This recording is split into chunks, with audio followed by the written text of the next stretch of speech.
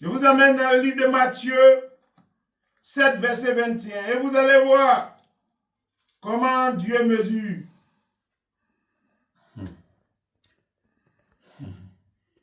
Il dit, ceux qui me disent Seigneur, Seigneur, n'entreront pas tous dans le royaume des cieux. Vous attendez? Ceux qui me disent Seigneur, Seigneur, n'entreront pas tous dans le royaume des cieux. Ce n'est pas la parole des bonbons passés, c'est la parole de Jésus-Christ de Nazareth dans la Sainte Bible.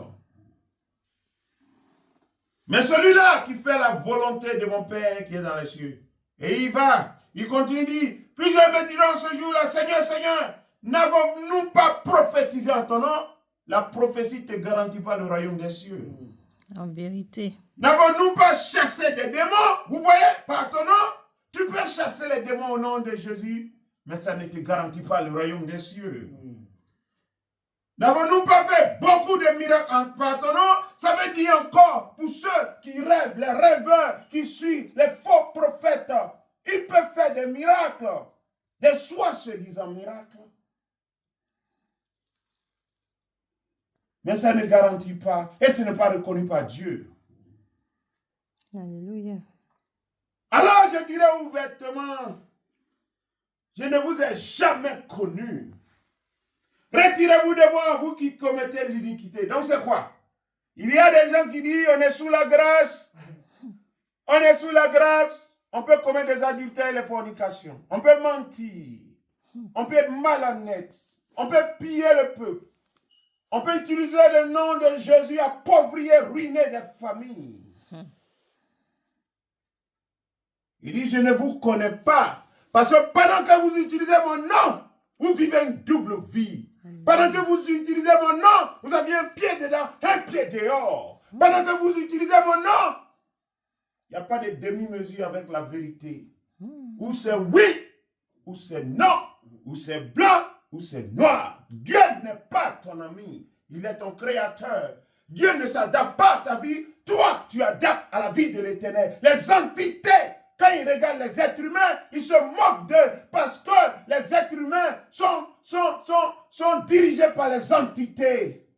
Et voilà pourquoi, quand certains, dans leur ignorance, dans leur arrogance, dans leur orgueil, ils disent, tu sais qui je suis, à partir du moment, n'importe quel être humain vous dit, tu sais qui je suis, tu dis, mais tu ne respires que par tes organes vitaux. Tu as le cœur, tu as l'estomac, tu as le pancréas, tu as le foie, tu as les reins. S'il n'y a pas chigon dans tes reins, tu es à l'hôpital. Que Dieu ait pitié de nous. Amen. Alléluia. Le message de Jésus est clair. Les miracles, les Anglais appellent ça, it is given. Les miracles, on appelle ça kingdom by product. Les miracles, on les appelle des privilèges. D'être enfant de Dieu. Les miracles, on les appelle des acquis et des avantages. Mais ça ne définit pas ton passage pour aller dans le sein d'Abraham. Ce qui définit ton passage, c'est être obéissant à la parole du roi des rois, de Elohim, d'Adonai, le créateur du ciel et de la terre, l'alpha, l'oméga, le premier, le dernier, le début et la fin de toutes choses, Jésus-Christ de Nazareth, le seul nom qui fait trembler les démons. Amen. Il dit, Pierre, je le connais, Jésus, je le connais. Toi, qui es-tu? Tu vis une double vie. Tu pilles le peuple. Tu vis dans la poche de tes fidèles. Tu ne prêches pas le message de la repentance. Seigneur, Qui es-tu? Définis-toi. Que Dieu ait pitié de nous. Amen. Hein? Seigneur, pitié. Le message est simple. Réjouissez-vous parce que votre nom est écrit dans le livre de vie. Amen. Jésus nous met en garde d'éviter d'avoir la grosse tête parce qu'on fait des miracles. C'est des choses élémentaires pour lui. L'autorité a été donnée par le Saint-Esprit. Vous savez ce qu'il a dit? Il dit, soyez heureux. Je vais lire, vous allez voir. Je vais conclure. Dans Luc 10, ce qu'il a dit, ce que le roi des rois a dit, ce que le Seigneur des seigneurs a dit, ce que l'alpha l'oméga a dit, ce que Adonai Elohim a dit, le créateur du ciel et de la terre, celui qui ne sommeille ni ne dort ni. qui est toujours omniprésent, qui est en Côte d'Ivoire, qui est à Londres, qui est aux États-Unis, qui est en Amérique, qui est au Canada, qui est au Burkina Faso, qui est en France en même temps. Amen. Alléluia. Alléluia. Regarde ce que Dieu dit. Et il le dit sans ambiguïté. Il le dit pour ne pas que vous ayez des excuses demain. Regarde ce qu'il dit. On repart dans Luc 10. Et je vais terminer mon allocution. Regardez ce que Dieu dit ici. Dans Luc 10. Regarde ce qu'il leur dit. Ah Seigneur, que ton nom soit béni. Amen. Que ton nom soit glorifié. Amen. Il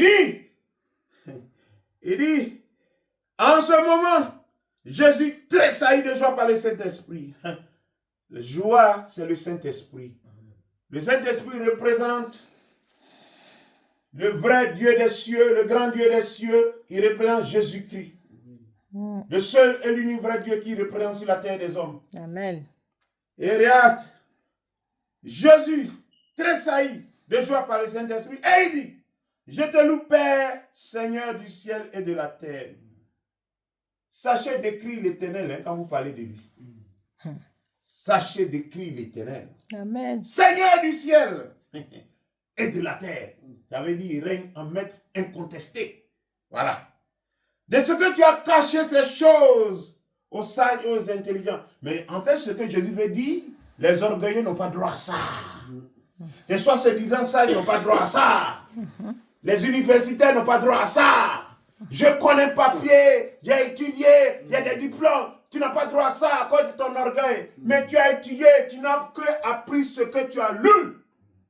Parce que quand tu dépasses une librairie, la connaissance t'incrimine. Parce qu'il y a l'anatomie de l'être humain que tu ne connais pas. Il y a la biologie de l'être humain dans un livre que tu n'as pas lu. Il y a comment gérer un foyer de l'être humain qui est dans un livre que tu n'as pas lu. Il y a beaucoup de choses que tu ne connais pas. Tu ne connais que ce que tu as appris. Amen. Avec la connaissance, il n'y a pas de science infuse. Tant que tu vivras, tu vas toujours connaître. Et il dit, et tu les as révélés aux enfants. Enfants spirituellement, veut dire ceux qui sont humbles. Ceux qui sont humbles. Et ceux qui dépendent de Dieu. Qui dépendent du Saint-Esprit. Pour avoir la révélation, la connaissance et le discernement. Voilà. Oui, Père, je te loue de ce que tu l'as voulu ainsi. Il a voulu ainsi. Parce que la Bible dit, Dieu résiste aux orgueilleux. Ce n'est pas parce que tout le monde est pasteur que tu dois être pasteur. Est-ce que Dieu t'a appelé? Ce n'est pas parce que tout le monde est prédicateur que tu veux être. Est-ce que Dieu t'a appelé? Ce n'est pas parce que tout le monde est prophète que tu veux être prophète. Est-ce que Dieu t'a appelé? C'est la question de base. Que Dieu ait pitié de l'humanité. Amen. Il dit, toutes choses m'ont été données par mon Père. Et personne ne connaît qui est le Fils, si ce n'est le Père, ni qui est le Père, si ce n'est le Fils. Celui-là qui le Fils. Et il dit, et est celui à qui le Fils veut le révéler. Donc Jésus peut te révéler le Père. En se tournant vers ses disciples, maintenant vous et moi, il a dit en particulier, heureux les yeux qui voient ce que vous voyez. Ah bon? Les anciens n'ont pas connu le Saint-Esprit. Hein. Ils sont en train de gorger les animaux.